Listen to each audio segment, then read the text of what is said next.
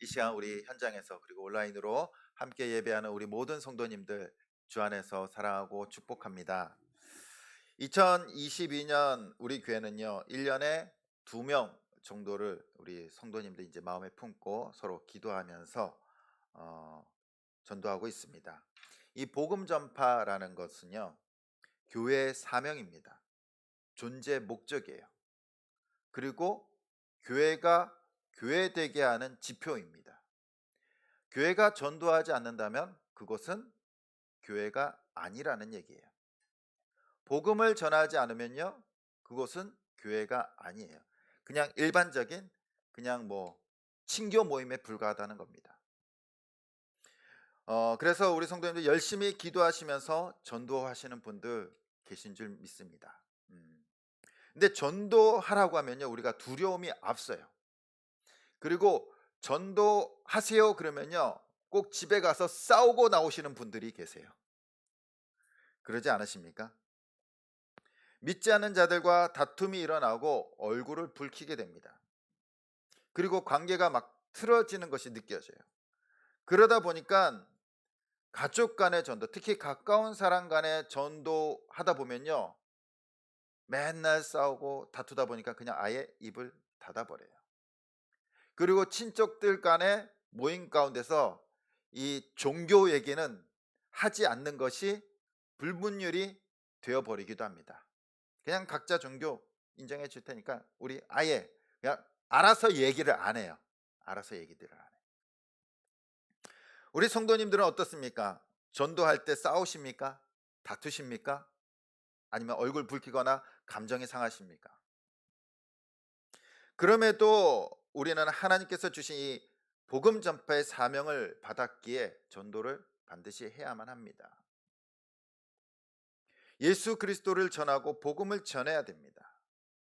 이렇게 우리가 복음을 전할 때 세상이 저항하고 부딪힐 때 우리는 어떻게 복음을 전해야 될까요? 오늘 우리 말씀을 통해서 우리가 어떻게 복음을 전해야 되는지 그 첫 번째 단추를 열어갔으면 좋겠습니다. 오늘 말씀해 보면요, 에베소 교회가 성장해 갈 때 세상으로부터 강한 저항에 부딪히게 됩니다. 우리 23절 24절 우리 같이 한번 읽어보도록 하겠습니다. 시작. 그때쯤 되어 이 도로 말미암아 적지 않은 소동이 있었으니 즉 데메데리오라 하는 어떤 은장색이 은으로 아데미의 신상 모형을 만들어 직공들에게 적지 않은 벌이를 하게 하더니. 아멘. 지난주에도 말씀드렸듯이 에베소에는요, 큰 신전이 있었습니다. 그림을 보면요, 이게 첫 번째 사진, 네, 어, 저런 이제 모형이라고 추측을 합니다. 이 그다음 사진 보면요, 좀 더 비슷하긴 한데요, 어마어마하게 큽니다. 이게 길이가요 약 115m. 그러니까 저거는 어떻게 측정하냐면 그 당시 이제 저 여신 신전 터를 보면서 이 조감도를 예측해 본 겁니다. 이 신전은요, 고대 세계의 불가사의 중 하나입니다. 어떻게 지어졌는지 모른다는 거예요. 길이가 115m고요. 폭이 55m, 높이가 19m예요. 19m. 19m면은 어느 정도입니까? 19m면 4층 높이가 아니죠? 거의 한 7, 8층 높이까지 올라가죠. 예. 그걸 어떻게 저렇게 세웠을까요? 어, 예측할 수 없다라는 겁니다. 그리고 대리석 기둥이요, 약 127개랍니다. 저 기둥들이 127개. 이 어마어마한 이 아데미 신전이 이 에베소에 있었습니다. 그리고 이 아데미 축제 때는요, 거대한 술 파티가 벌어졌고요, 성적으로 문란한 파티가 벌어졌다고 합니다. 이 여신의 우상은요, 하늘에서 제우스의 손으로부터 떨어진 것이다라고 믿었습니다. 그래서 35절에 보면은 제우스에서 떨어졌다라고 말하고 있어요. 고대, 이건 어떤 의미를 말하냐면요, 고대 유성이, 이 별똥별이 땅으로 떨어지면 사람들은 어떻게 얘기했을까? 이것이 하늘로부터 떨어졌다라고 생각했던 거예요. 그렇죠? 그래서 에베소에 이 유성이 딱 떨어졌는데 이것이 제우스가 떨어뜨린 것이다 라고 믿었다고 해요. 그래서 이것이 아데미 여신으로 여기면서 자기들이 이 여신을 지키는 신전지기, 여신을 지키는 사람들이다라는 자부심을 갖고 있었다고 합니다. 그래서 하늘이 준 선물을 여기고 그리고 책임감을 갖고 관리했어요. 그렇기 때문에 이곳이 그 여신의 중심지, 그러니까 이 우상 숭배가 번창할 수밖에 없었습니다. 그런데 지난주에 보면요, 이 에베소에 놀라운 일이 벌어졌습니다. 어떠한 일이 벌어졌습니까? 그 당시 사람들이 마술책, 주술책들을 약 은 5만 가량에 해당되는 그 책들을 다 불살라 버려요. 뭐 한 25억, 50억치의 책을 불사릅니다. 당시 책이 몇 권이나 있었겠어요. 오늘날처럼 그렇게 많지는 않았을 겁니다. 그럼에도 불구하고 마술에 관련된 책들을 다 불태워 버립니다. 그런데 에베소 사람들, 이제 그리스도인들이 그것을 다 불태웠는데 그것만 불태웠을까요? 또 뭐 또 처리했을까요? 각 가정에 갖고 있는 우상 신전들도 처리하지 않았을까요? 그리고 다시는 그 신전을 모시지 않게 되는 겁니다. 복음을 접하고 나서, 예수님을 믿고 나서 우상에 관련된 것들을 다 없애버리는 거예요. 기독교로 개종한 사람들은 더 이상 우상의 제품들이 필요하지 않습니다. 그로 인해서 우상을 만들었던 그리고 장사했던 이 은장색들이 경제적인 타격을 받게 돼요. 우상을 만들어서 팔던 사람들이 이 생업에 위협을 느끼게 된다라는 겁니다. 그리고 데메드리오라는 사람이 주동적으로 이 소동을 일으키게 됩니다. 아데미 종교와 관련된 물건들을 만들고 판매하는 다양한 사업들이 당시 존재했는데 이 생계가 위험해진 거예요. 잘 팔리지 않는 겁니다. 예전 같지 않아요. 예전 같지 않아. 바울이 오기 전까지는 이 데메드리오와 그 사업이 우상 사업들이 번창했는데 지금은 그렇지 않다라는 겁니다. 특별히 그 당시에는 이 우상 숭배하는 직공들 만드는 사람들이 서로 연합하여서 길드를 만들었어요. 길드라는 건 뭐냐면 조합이에요, 조합. 오늘날로 얘기하면 뭐 부동산 조합이 있고 각 그 직업별, 전문 직업별 조합들이 있잖아요. 뭐 안경을 하면은 안경 조합도 있고 또 심지어는 시장 안에 시장 조합들. 그래서 이 조합들을 만들어서 서로 이 공유했다라고 합니다. 그래서 그 조합 안에 이 규약들과 규칙들과 관례들을 만들어서 서로 이제 지키면서 장사를 했어요. 그중에 이 데메드리오라는 사람은 이러한 강력한 조합의 리더였어요. 리더. 그는 동료들의 관심을 집중시키기 위해서 그들을 불러 모으고 이제 연설하기 시작합니다. 우리가 예수라는 그것이 유대인들의 종교가 들어오기 전까지는 우리의 생업이 번창했는데 그들이 오고 나서 우리의 생업을 위협을 느끼게 되었다라고 말하고 있습니다. 그 전까지는 우리가 잘 살았는데 지금은 망하게 됐다라는 거예요. 그러면서 바울의 행동이 우리들에게, 자신들에게 속한 사람들에게 미칠 피해를 경고합니다. 그리고 심지어는 우리가 섬기는 그 아담의 신전도 무시당할 판이다. 우리가 이렇게 앉아 있어서는 안 된다. 어떠한 조치를 취해야 된다라고 하면서 이제 선동을 하는 거예요. 선동을. 그 말을 들은 이제 은장색들은 어떻게 했습니까? 맞다. 우리의 수입이 줄어들고 이러다가는 우리 망한다. 우리가 섬기는 그 아담의 신전이 망한다. 그러면서 소동이 일어나기 시작한 거예요. 소동. 술렁거리기 시작합니다. 그들이 분노하기 시작하는 거예요. 들고 일어나는 거예요. 오늘날로 얘기하면 이제 시위하면서 막 데모하는 거예요.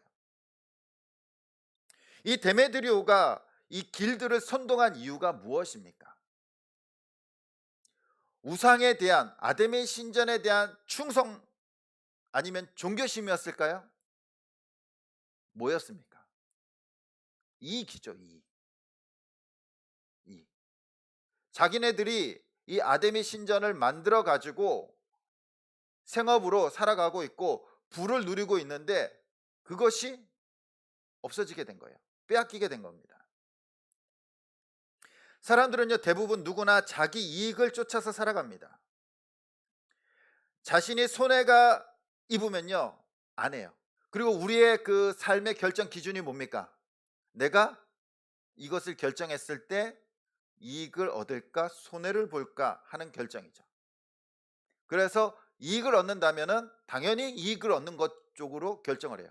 손해 보는 것을 결정하는 사람들이 있습니까? 그런 사람들을 보면 미련하다고 하죠. 미련하다고 하죠. 절대 사람들은요, 예나 지금이나 손해 보는 걸 결정하지 않아요. 이익을 결정합니다.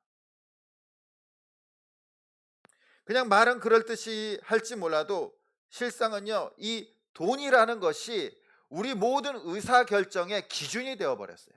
이익이라는 것이. 은장색들이 비록 자신들의 우상을 그리고 아데미를 부르며 외치면서 충성심을 보인다고 하지만 그 내면 깊숙한 곳에는 자신들의 이익이 담겨져 있는 겁니다. 특히 금전적 손익 앞에서는요, 신앙도 뒷전이에요. 종교도 수단일 뿐입니다. 금전적 이익 앞에서는요, 신앙뿐만 아니라 법도 양심도 없어요. 여러분들, 우리 사람들이 왜 법을 잘 지킵니까? 나는 나라를 사랑해서입니까? 아니면은 법을 어겼을 때 나에게 오는 불이익 때문입니까?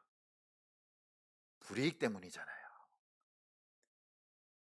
신호 잘 지키는 거 왜 잘 지킵니까? 딱지 안 끊으려고. 딱지 끊으면 아깝잖아요. 만약에 딱지 안 끊는다 그러면 어떻게 될까요? 많은 사람들이 지키지 않을 거예요. 불이익이 오니까. 우리가 법을 지키는 이유도 어떻게 보면 나의 이 이익과 관련돼 있다라는 겁니다. 그렇기 때문에 이익 앞에서는요, 선동도 서슴지 않아요. 결국 그 모든 것이 이익, 돈 때문이라는 거예요. 돈 때문.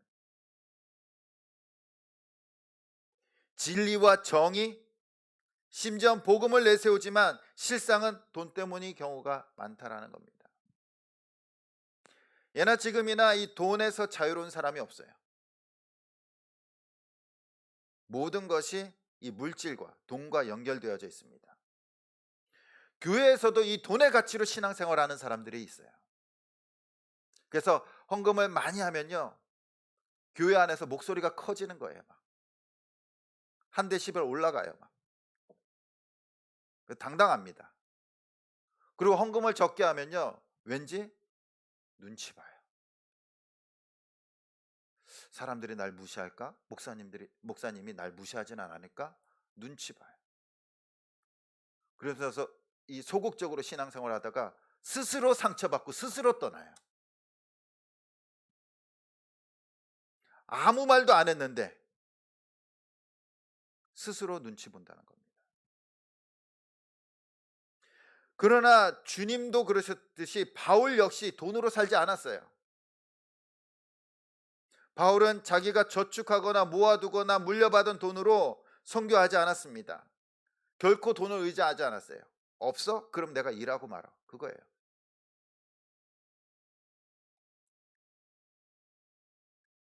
그가 선교한 것은 돈으로 한 것이 아니라 다메섹에서 만난 주님, 그 십자가에서 죽으시고 부활한 그 주님을 만났기에, 그리고 자신을 구원해 주셨기에 그는 그 기쁨으로 그 어려운 선교 일을 감당한 줄 믿습니다.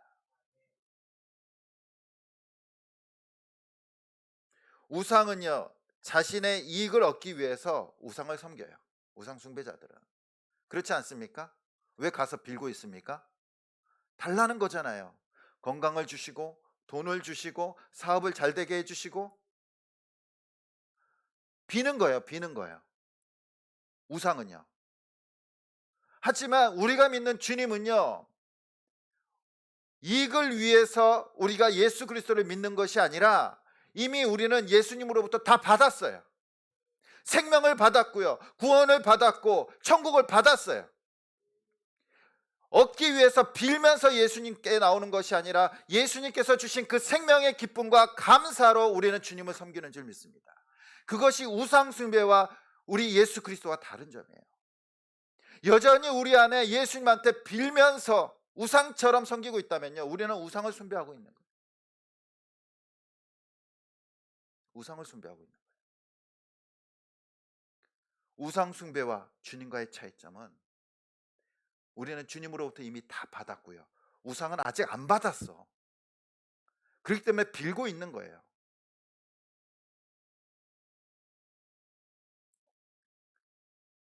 그래서 우상 숭배자들은요, 우상을 섬기는 이유가 뭡니까? 자신의 이익이에요, 이익. 어떻게 보면 그 우상 위에 뭐가 있다라는 거예요? 자신의 이익과 돈이 있다라는 거예요. 그러니까 그 위에 진짜 우상은요, 뭐예요? 돈이에요. 돈. 돈이라는 건 진짜 우상은 그걸 얻기 위해서 우상을 섬기는 거잖아요. 우상 위에 돈이라는 최고의 우상이 있다라는 겁니다. 데메드리오는 그 아데미 여신 신상의 매출이 줄어들자 이 은장색들을 선동하는 거예요. 이 데메드리오는 조합원들을 선동하여서 이제 바울의 선교 동역자들을 붙잡습니다. 오늘 말씀하면 가이오와 아리스다고를 붙잡아요. 그리고 이 조합원들과 함께 이 연극장으로 끌고 갑니다. 끌고 가요. 이 가이오와 아리스다고는요, 이 바울과 함께했던 선교사들이었습니다. 동역자들이었어요. 그들은 붙잡혀서 이제 연극장으로 끌려갑니다. 그 연극장의 규모가 어느 정도냐면요, 약 2만 5천 명이 수용할 수 있는 공간이에요. 한번 보시면요, 네, 어마어마합니다. 그 다음 사진 보면요, 저 가운데 딱 서면요, 소리를 지르면요, 소리가 다 들려요. 다 들려. 이게 원형으로 되어서 이제 소리가 모아진다라고 하죠. 울리면서. 이 2만 5천 명은요, 오늘날로 얘기하면요, 우리 수원 야구장, 잠실 야구장 그 규모예요. 그 규모. 당시. 거기에 이제 사람들이 꽉 메어차 가지고 이 아리스타고와 가이오를 가운데 딱 세워 놓고 외치는 겁니다. 위대한 여신 아데미여, 아데미여 하면서 뭐 하라는 겁니까? 이 사람을 처벌하라는 거죠. 처벌하라는 거. 이 연극장은 연극 공연뿐만 아니라 대중 모임과 이 조합원들의 행사를 위해서 사용되기도 했어요. 이 은장색 조합들과 시민들은요, 바울의 동역자들을 납치하여서 죄인 취급하는 겁니다. 그것을 본 바울은 어떻습니까? 가만히 있지 않죠. 막 달려 들어가려고 하는 거예요. 그러자 주위 사람들이 말리는 거예요. 바울 선생이 들어가면 죽습니다. 죽습니다. 안 됩니다. 안 돼요. 말려요. 그러자 유대인이었던 이 알렉산더라는 사람이 등장합니다. 뭐 당시 이 어떤 사람인지는 잘 모르지만 조금 지도자급이나 또 유력한 인사였던 것 같아요. 그 사람들이 알렉산더가 이 연극장으로 들어가서 이제 선동하는 사람들, 그들을 좀 진정시키려고 논리적으로 좀 말하려고 해요. 변호하려고 한다는 겁니다. 그런데 그 사람들이 딱 보니까 이 알렉산더는 유대인이에요. 우리 편 아니네? 그러니까 어때요? 아예 말을 듣지 않아요. 더 목소리 높여서 큰 신 아데미여, 위대한 여신 아데미여 하면서 그 입을 막아버립니다. 2시간 동안. 가이오 아리스타고는 극장 중간에 딱 서 있고 2만 5천 명이 가득 채워서 그 소리가 막 울려 퍼지는 거예요. 얼마나 무서울까요? 얼마나 무서울까요? 무섭지 않을까요? 사람들은요, 흥분해서 이 폭동 직전까지 가는 거예요. 거기서 누구 하나 이제 돌멩이라도 하나 던지는 날에는 죽는 거예요. 다 돌멩이 던지지 않겠습니까? 2만 5천 명이. 이때 서기장이라는 사람이 등장합니다. 이 서기장은 로마 제국의 그 최고의 행정가였어요. 서기장은 이 그 에베소 시 정부를 관할하는 이제 최고 고위직이었습니다. 지금으로 말하면 뭐 시장 그렇게 되겠죠. 그는 이 건축에 관여했고요. 그리고 신상을 세우는 일에 관여했어요. 책임자였어요. 그리고 그의 업무는, 가장 중요한 업무는 이 시의 안정이에요. 안전. 시가 안전하게 운영될 수 있도록 하는 것이 가장 큰 업무였습니다.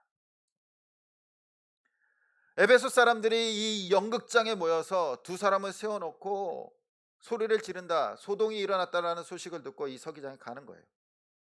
그리고 앞에 딱 섭니다. 시장이 앞에 서면 어떻게 돼요? 조용해져요. 그렇죠? 무슨 말을 할까? 어떤 말씀을 하실까? 이제 시민들이 조용해지는 겁니다.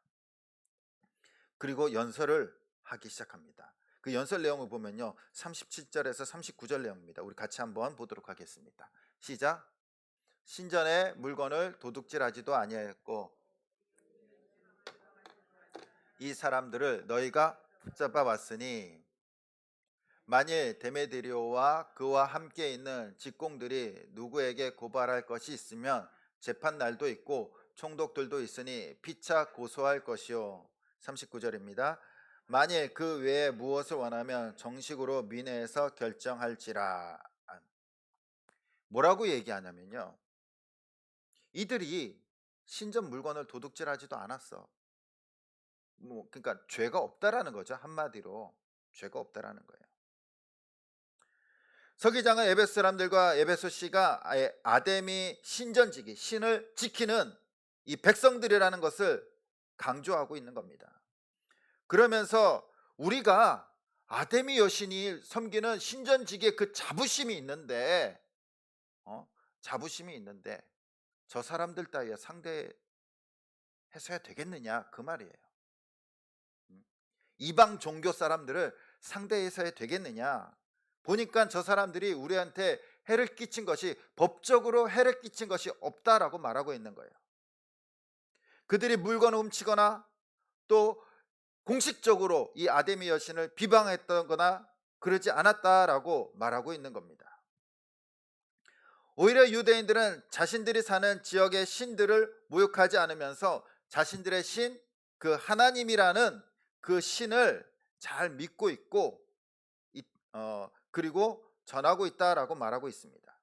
그러니까 전문적인 절도범이 아니고 공개적으로 모독하지도 않고 그냥 자신들이 믿는 예수님을, 예수 그리스도를 위대함을 그냥 스스로 선포하고 있을 뿐이다라고 말하고 있습니다. 그리고 법적으로 문제가 된다면 법원에 고소해라, 이렇게 소동 피우지 말고. 그 얘기를 들어보니까 직접적으로 손해를 받은 사람이 없어요. 직접적으로 손해를, 피해를 입었다라면 고소를 했겠죠.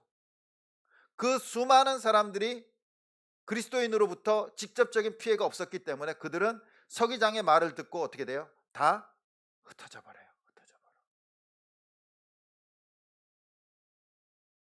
가이오와 아리스토고가 풀려난 이유가 무엇입니까? 어떻게 풀려난 겁니까? 논리적으로, 법적으로 고소해서 풀려난 거예요? 그들의 죄가 없었기 때문이에요. 예수님을 믿지만, 그리스도인으로서 살아가지만 그 도시의 법을 지켰다는 거예요. 지켰다는 거예요. 우상 숭배자들이나 이방들이 보기에 객관적이면서 이 법적인 죄를 범하지 않았다는 겁니다. 그리고 종교적인 죄도 짓지 않았어요. 그들이 한 건 뭡니까? 예수님을 믿고 예수님만 그냥 전한 거예요. 전한 거. 전한 거예요. 그리고 자신들의 신앙생활에 충실했고 본을 보였다는 거예요. 우리가 전도하면서 싸우게 되고 얼굴 붉히는 이유가 뭡니까? 곰곰이 생각해 보십시오. 예수님만 전합니까? 아니면 자신의 논리를 전합니까? 자신의 신앙을 전합니까? 자꾸 말로 논리적으로 이기려고 하기 때문 아닙니까? 내 생각에는. 내 신앙의 경험은. 그러면서 그들을 논리적으로 이기려고 하기 때문에 싸울 수밖에 없는 거예요. 싸울 수밖에 없는 거예요. 그들은요, 예수님을 아는 사람들일까요? 모르는 사람들일까요? 모르는 사람들이잖아요. 성경을 모르는 사람들이잖아요. 그런데 우리는 자꾸 성경의 논리로 그들을 설득하려고 해요. 그들은 성경을 몰라요. 설득이 될까요? 안 되죠. 당연히 안 되죠. 그렇기 때문에 그들은 세상의 논리로 이야기하고 우리는 성경의 논리로 얘기하다 보니까 싸움이 일어날 수밖에 없는 거예요. 다툴 수밖에 없는 거예요.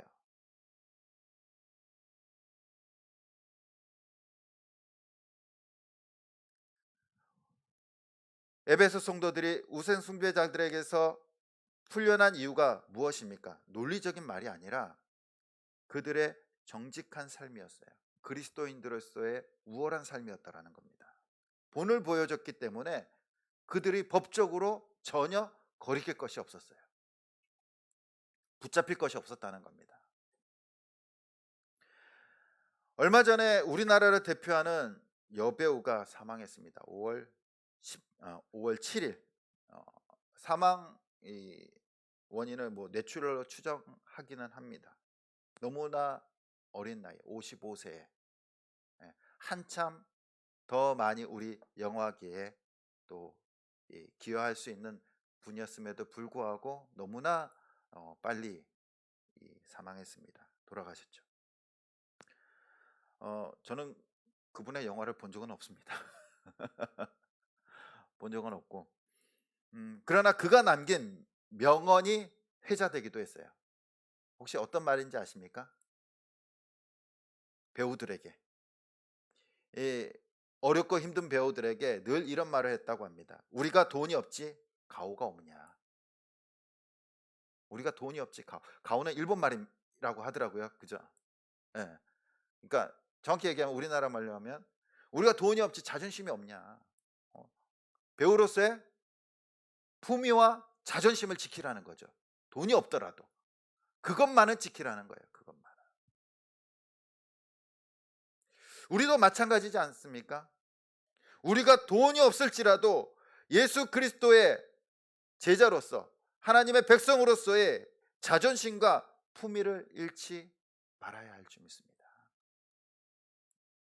세상 가운데 너무나 많은 그리스도인들이요, 그리스도인으로서의 하나님의 백성으로서의 한마디로 가오를 잃어버려요.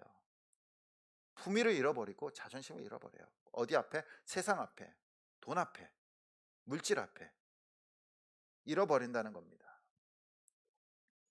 돈이 없는 것, 능력이 없는 것, 그거 창피한 거 아니에요. 사람들마다 다를 수 있죠. 그러나 우리한테 가장 부끄러운 것은요, 하나님 앞에 정직하지 못하고 하나님의 자녀로서 제자로서 살아가지 못한다는 것, 그것이 우리의 가장 큰 수치고 부끄러움인 줄 믿습니다. 그것이 창피한 거예요. 우리 교회가 지금 이제 1층 리모델링 중에 있죠. 가끔 이제 일하시는 분들과 함께 식사를 하기도 합니다. 근데 식사 도중에 지난주에 한 분이 이렇게 저한테 말하시더라고요. 목사님은 이렇게 공사하실 때 정말 안 깎는 것 같습니다. 깎지 않으신 것 같아요. 그래서 좋다는 거예요. 안 깎아서. 우리 성도님들은 어떻게 생각할지 모르지만 안 깎습니다, 전. 그래서 그렇게 얘기했어요. 그건 그냥 내가 뭐 알아야죠, 깎죠. 깎는 것도 알아야지 깎지 않습니까? 모르니까 못 깎죠. 그러나 정말 이 물건을 안 깎는 이유는요, 뭐 공사 비용뿐만 아니에요. 안 깎아요. 다른 데 가서도. 진짜 이유는요, 목사가 물건 깎으면요, 하나님과 교회가 쪼잔해 보이잖아요. 진짜 가오 안 서잖아요. 그렇잖아요. 목사라는 거 다 아는데 거기서 물건 깎아 보십시오. 우리 교회 성도님도 어떻게 돼요? 쪼잔해지는 거잖아요. 가오 잃는 거예요. 우리가 돈이 없지 가오 잃어서 되겠습니까? 그리스도인으로서의 자존심, 품위를 일어서야 되겠습니까? 죽어도 멋있게 죽어야죠. 그렇잖아요. 대신 안 깎는 대신 속으로 기도해요. 어떻게 기도하냐면요. 꼭 기도합니다. 저분이 정당한 대가를 나한테 요구했다면 저 사람에게 복을 주시고, 만약 나에게 바가지를 씌우셨다면 망하게 해주세요. 속으로 그렇게 기도해요, 진짜.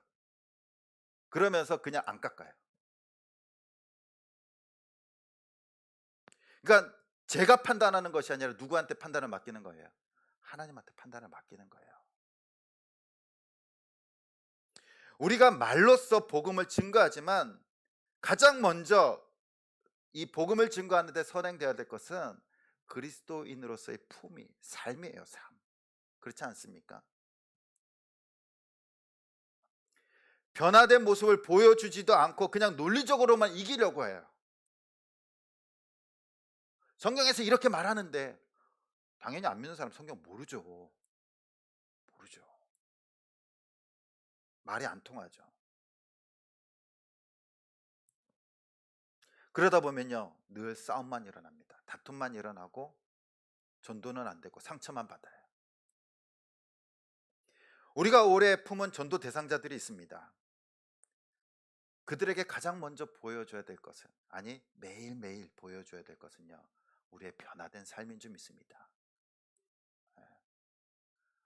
말씀도 잘 지키고요, 또 뭐도 지켜야 돼요? 세상 법도 잘 지켜야 돼요.